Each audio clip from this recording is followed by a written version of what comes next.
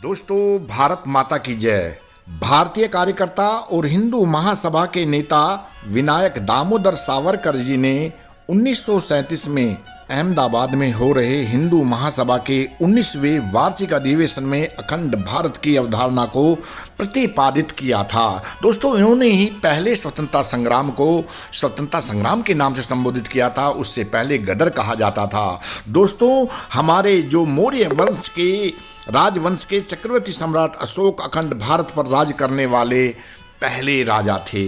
और दोस्तों, अगर नेताजी सुभाष चंद्र बोस को देखा जाए तो वे अखंड भारत के पहले प्रधानमंत्री थे जो 1943 में बने थे।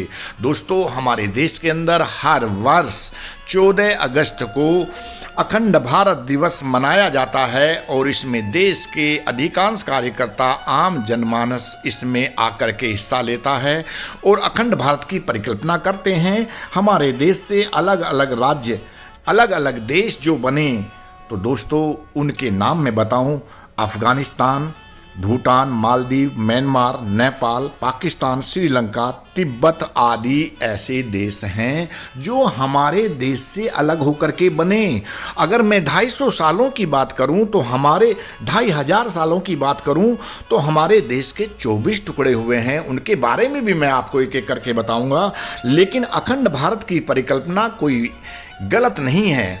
जब कुछ लोग गज़बाए हिंद की बात कर सकते हैं तो हम तो अखंड भारत की बात करते हैं। हमारे देश के अंदर सभी धर्मों के लोग मिलजुल करके रहते हैं और जो किसी प्रकार का वैमनस्य नहीं होता और सभी मिलजुल कर रहे हैं तो इसमें कोई बुराई भी नहीं है। अगर आपने देखा हो तो पाकिस्तान के अंदर जो स्थिति वर्तमान में बनी हुई है, वहाँ के लोग भूखे मर रहे हैं और उनका भी कहना ये है अधिकांश लोगों का कि हम अखंड भारत का हिस्सा होते तो अच्छा था। निकट भविष्य में हो सकता है कि ये जल्दी ही अखंड भारत हमारा देश बने। इसकी परिकल्पना को हमें हर 14 अगस्त को याद करना चाहिए और जन जन तक ये बात पहुंचनी चाहिए। दोस्तों, ये समय है एक होने का और हमें संगठित होकर के ही अपने देश का आगे कोई विभाजन ना हो, ये संकल्प लेना होता है। और ऐसा ही संकल्प जो है एक शहर के अंदर इस तरीके से कुछ कार्यकर्ता ये ले रहे हैं। और दोस्तों, मैं आपको ये भी बता दूं कि अखंड भारत एक पुस्तक भी है जिसके लेखक हैं के.एम. मुंशी जी। उन्होंने एक पुस्तक लिखी है अखंड भारत के ऊपर, लोग उसको भी पढ़ सकते हैं, उससे भी काफ़ी कुछ जानकारी मिल सकती है। दोस्तों, मैं आपको बताऊं कि अफगानिस्तान 1876 में हमारे से अलग हुआ, पाकिस्तान 1947 ईस्वी में अलग हुआ और जम्मू कश्मीर के 2 हिस्से मैं आपको बताना चाहूँगा। 1948 में पीओके पाकिस्तान ओकुपाई कश्मीर ये अलग हुआ हमसे। और दोस्तों, एक्साइज चीन एरिया जो कि हमारा ही है उसको चीन ने 1962 में हमसे लिया हुआ है। दोस्तों, तिब्बत 1914 में, नेपाल 1904 में और भूटान 1907 में हमसे अलग हुआ और बांग्लादेश 1947 में पूर्वी पाकिस्तान के नाम से जाना जाता था, वह हमसे अलग हुआ और 1971 में उसका नाम बांग्लादेश रखा गया, जहां पर आज वहाँ का सत्ता का परिवर्तन किया गया है। उससे संबंधित आप अनेक समाचार रोज देख रहे हो। वहाँ पर हिंदुओं पर जो है बहुत बुरा अत्याचार किए जा रहे हैं। दोस्तों, तीसरा है ब्रह्मदेश म्यांमार जो 1937 में हमारे से अलग हुआ, इसको ब्रह्मदेश के नाम से जाना जाता था। और श्रीलंका 1802 ईस्वी में हमसे अलग हुआ और इसके बाद 1948 में आज़ादी इसको अंग्रेजों ने दी और श्रीलंका जो नाम रखा गया वो 1972 में रखा गया। उससे पहले श्रीलंका के नाम से जाना जाता था। और दोस्तों, इसी प्रकार मालदीव 1965 में अंग्रेजों ने इसको आज़ादी दी, ये भी हमारा हिस्सा हुआ करता था जो कि ये हमसे अलग हुआ। दोस्तों, दुनिया का अगर आप देखें तो सबसे बड़ा हिंदू मंदिर, अगर जैसे कि आप देख रहे हैं नक्शे में, ये एक तरफ गंगा सागर और एक तरफ है अरब सागर, इसको जो है हम बंगाल की खाड़ी बोलते हैं गंगा सागर को। और दोस्तों, देश के पहले जो अखंड भारत के निर्माता कहे जाते हैं वो सरदार वल्लभ भाई पटेल हैं, जिन्होंने 565 रियासतों को हिंदुस्तान में मिलाया था। और दोस्तों, मैं आपको ये भी बताऊं, जैसा कि मैं आपको बता रहा था कि अखंड भारत दिवस भारत के विभिन्न भागों में हर वर्ष 14 अगस्त को एक त्योहार के रूप में मनाया जाता है।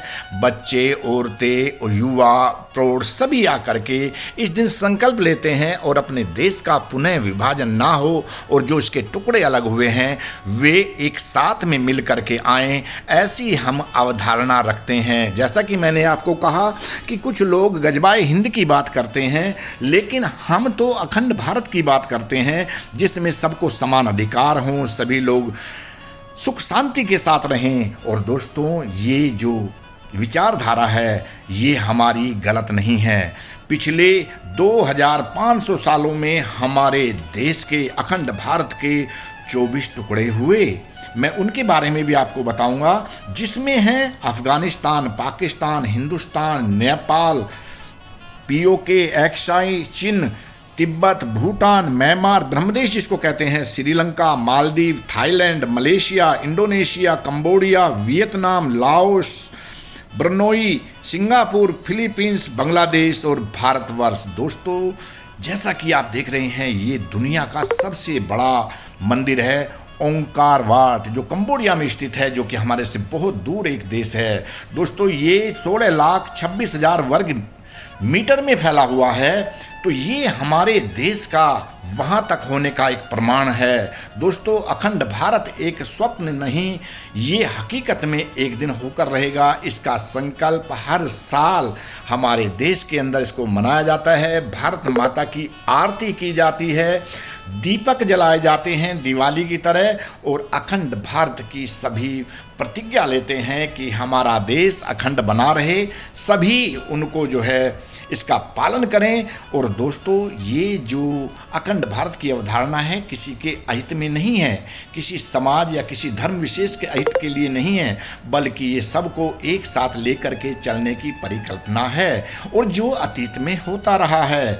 दोस्तों, ये जो मैंने आपको बताया कि अखंड भारत दिवस, इस पे आरती वगैरह हर जगह होती है। और दोस्तों, इस वीडियो को बनाने का मेरा मकसद ये है कि हम सभी के अंदर देशभक्ति की भावना जागृत रहे और अखंड भारत का स्वप्न हमारे अंदर दिलो दिमाग में हमेशा छाया रहे, और ये एक दिन संभव होगा। दोस्तों, मुझे उम्मीद है अखंड भारत इतिहास एवं संकल्प जो मैंने ये वीडियो बना करके आपको दिखाई, ये आपको जरूर पसंद आई होगी। तो आपसे अनुरोध है कि आप मेरे चैनल कैप्टन स्नेहा 126 को लाइक, शेयर और सब्सक्राइब करें। इस वीडियो का प्रसार ज़्यादा से ज़्यादा करें। आपने वीडियो को देखा, इसके लिए आप सभी का बहुत बहुत धन्यवाद। भारत माता की